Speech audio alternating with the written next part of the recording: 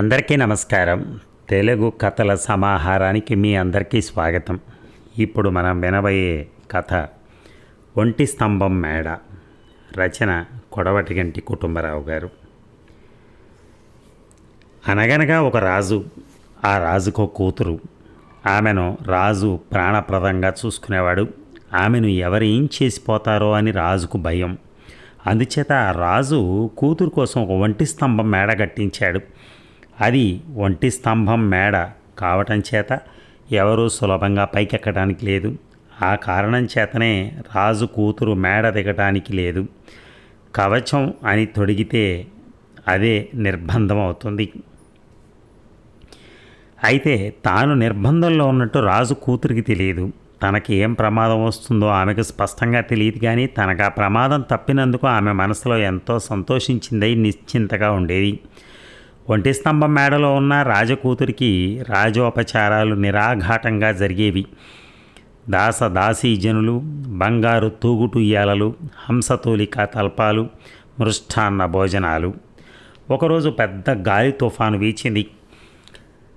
రాజు కూతురు ఉన్న మేడ తాలూకా ఒక స్తంభం కూలిపోయింది. ఇది నేను స్వయంగా కట్టిన కథ. నేనే రాజు కూతుర్ని. నన్ను మా వాళ్ళు ఒంటి స్తంభం మేడలో ఉంచారు. అయితే అది ఒంటి స్తంభం మేడ అనే విషయం నాకు తెలియదు. మామూలు మేడే అనుకున్నాను. మా నాన్న రాజు కాదు. కాకపోతే మా వంశానికి రాజసం చాలా ఉంది. మా తాత అగ్రహారాలు వెళ్ళాడు. అందలం ఎక్కి తప్ప బయటికి కదిలేవాడు కాదు. జిల్లా కలెక్టర్ల దగ్గర నుంచి ఆయన దర్శనం చేసుకుని ఆయన ఇచ్చిన బహుమానాలు పట్టుకుని పోయేవారు. ఆయన పంక్తిన 20 మంది అయినా కూర్చోకపోతే ఆపోసన పట్టేవాడు కాదు. ఆయనకి నలుగురు సాని వాళ్ళు ఉండేవారు. మా నాన్న తరానికి రాజేశం తాలూకా బాహ్య చిహ్నాలు సెలవు పుచ్చుకున్నాయి. మనస్తత్వం మిగిలింది. మా నాన్న కూడా దేహి అన్నవాడికి నహి అనలేదు. ఆయన వేలకు వేలు దాన ధర్మాలు చేశాడు. అప్పు చేసి ప్రజలు పలికే శుష్క ప్రియాలను ఆయన చాలా ఖరీదు కొనుక్కునేవాడు.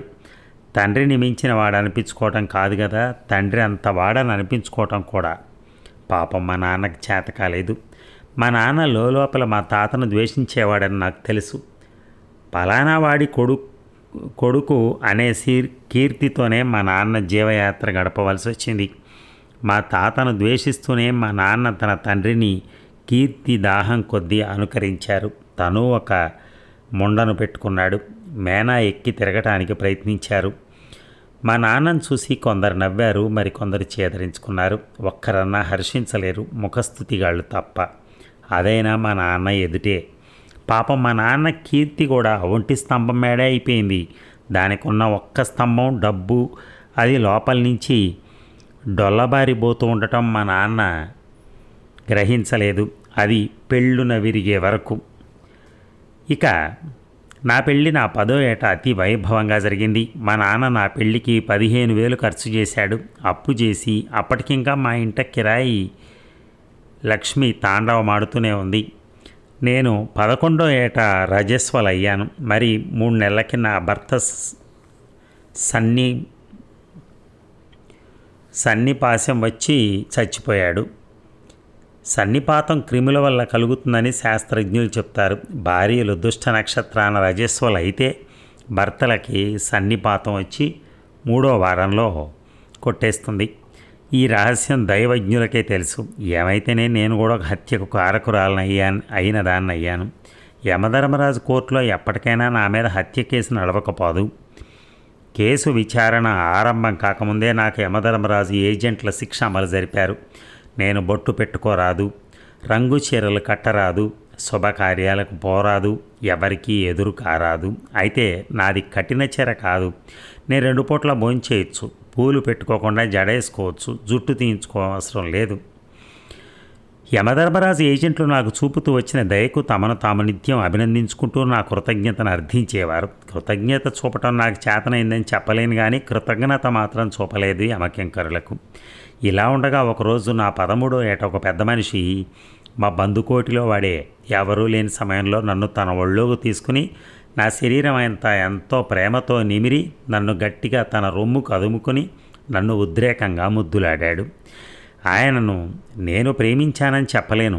ప్రేమను గురించి కథల్లో చదువుతున్న కొద్దీ దాని స్వరూపం ఏమిటో బొత్తిగా తెలియకుండా పోతోంది. గమ్యస్థానం తెలియక దిక్కులేని పక్షిలా తిరుగుతున్న కామేచ్ఛ ఈ సంఘటనతో ఆయన మీద వాలింది. ఈ సంఘటన జరిగాక నా బాల్యం అంతమై యవ్వన దశ ఆరంభమైంది. నాకది ఒక విధమైన రెండో పుటక. అనేక రోజుల పాటు, నెలల పాటు ఈ సంఘటన గురించి జ్ఞాపకం వచ్చినప్పుడల్లా ఒళ్ళు పులకరించి నా హృదయాన్ని ఎవరో గట్టిగా నొక్కేస్తున్నట్టుగా బాధ కలిగేది. నిద్రాహారాలు, మిగతా ప్రపంచము మరిచిపోయి మొహం మొత్తే వరకు ఆ అనుభవాన్ని పొందాలని ఆరాటంగా ఉండేది.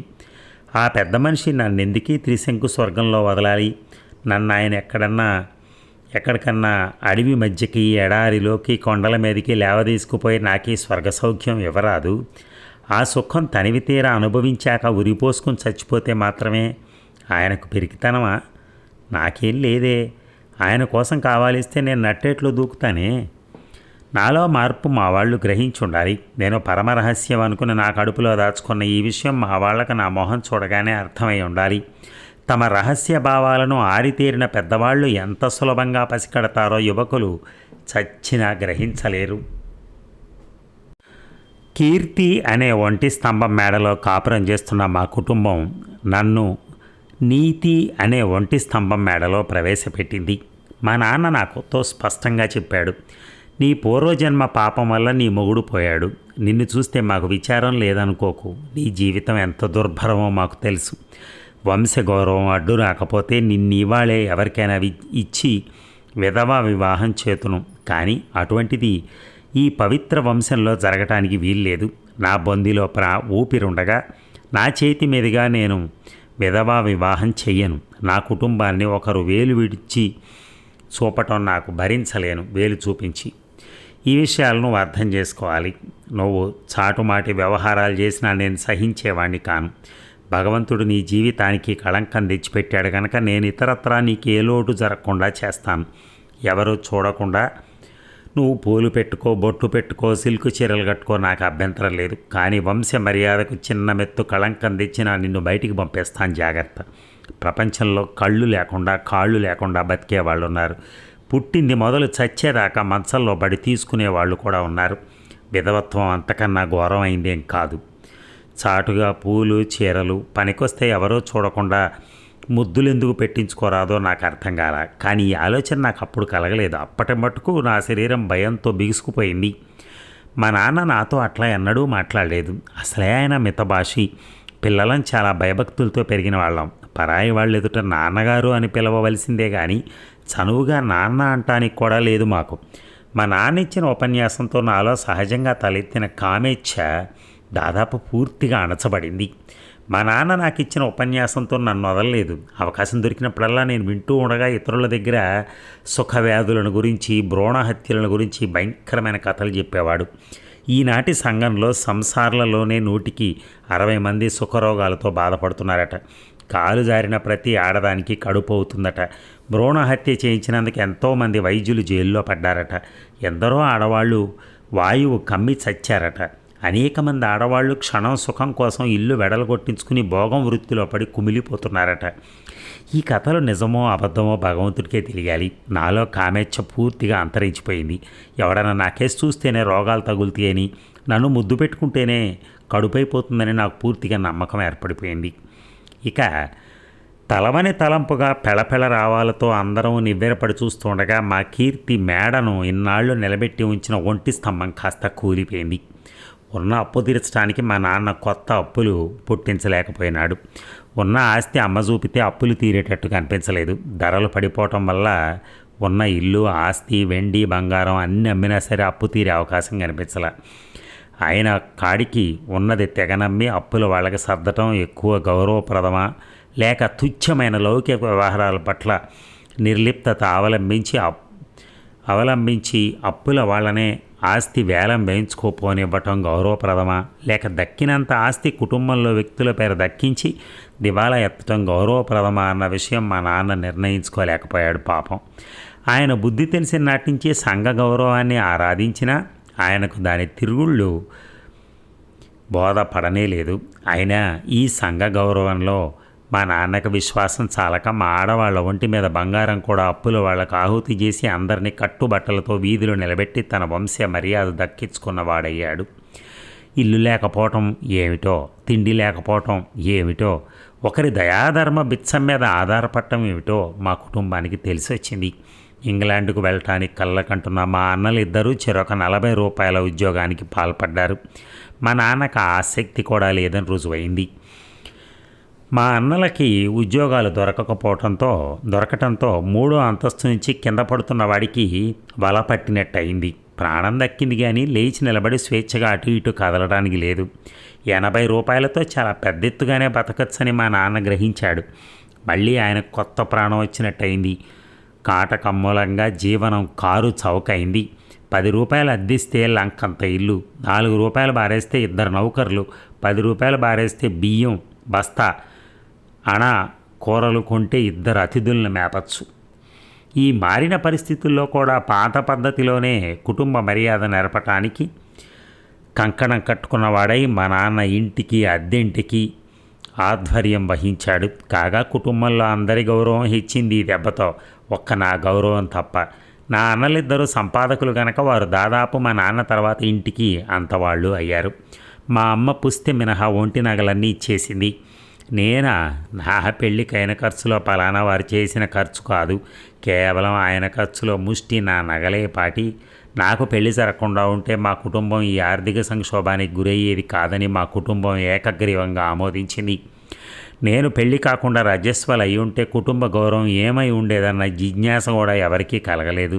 కారణం ఏంటంటే కుటుంబ గౌరవానికి వెనక ఉన్న పలుకుబడి ఇప్పుడు ఉండటం మానేసింది.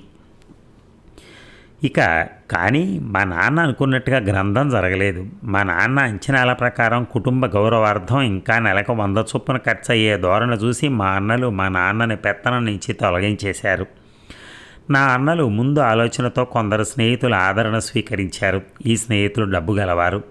ఏ కాటకంలో మా కుటుంబం అధోగతి పాలైందో ఆ కాటకంలోనే వారు పైకొచ్చారు.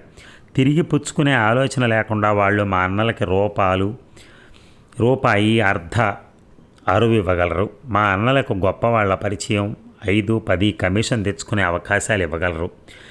మా అన్నల స్నేహితుల్లో శ్రీహరిరావు అని ఆయన ఉన్నాడు.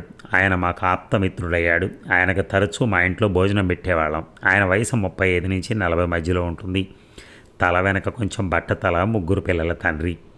ఈ శ్రీహరిరావు నాకేసి చాలా ఆకలిగా చూసేవాడు. ఒకప్పుడు ఆవలిస్తే పేగులు లెక్కబెట్టిన మా వాళ్ళ కళ్ళకి ఇప్పుడు పొరలెందుకు కమ్మాయో నాకు అర్థం కాల. ఒకరోజు ఈ పెద్ద మనిషి ఒంటరిగా నా మీద చేయి చేసుకున్నాడు. నేను మా అమ్మతో చూచాయిగా చెప్పాను. మా అమ్మ నాన్నతో అన్నట్టుంది. ఆయన ఆకాశం అంతా ఎత్తిగిరి ధూమ్ధామ్ చేశాడు. శ్రీహరిరావు ఇంటికి వస్తే కాళ్ళు ఎరగొడతానని శపథం చేశాడు. మా అన్నలు ఇదంతా విని నన్ను, మా అమ్మని, మా నాన్నని కూడా నానా తిట్లు తిట్టారు. తిట్లు నాకే జాస్తిగా తగిలాయి.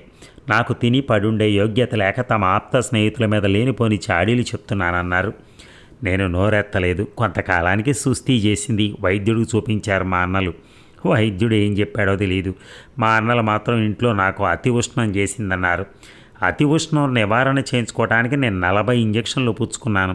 ఆ ఖర్చు శ్రీహరిరావే ఇచ్చుకున్నాడు పాపం ధర్మాత్ముడు. మరికొంతకాలానికి అతి పైత్యం ఆరంభించింది. దాని నివారణకు నేను మరో ఊరు పోయి ఓ ప్రైవేట్ ఆసుపత్రిలో ఉండాల్సి వచ్చింది. శ్రీహరిరావు, నీ ప్రాణానికి ఏం ప్రమాదం లేదు, భయపడకని అభయం ఇస్తూ చుట్టవాసన కొట్టే నోరు నా నోటికి గట్టిగా అదిమి పెట్టి ముద్దు పెట్టుకున్నాడు. కడుపు కాలే అమ్మకు గంజే పానకం.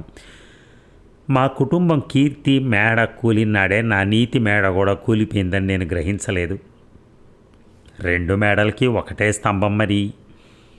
అదండి కథ. చివరికి ఆ అమ్మాయి వేరే బాట పట్టవలసి వచ్చింది ఆ ఇంటి నుంచి. Thank you. ఈ కథ ఆంధ్రజ్యోతి మాసపత్రికలో మే 1949లో ప్రచురితమైంది. Thank you very much. ధన్యవాదాలు.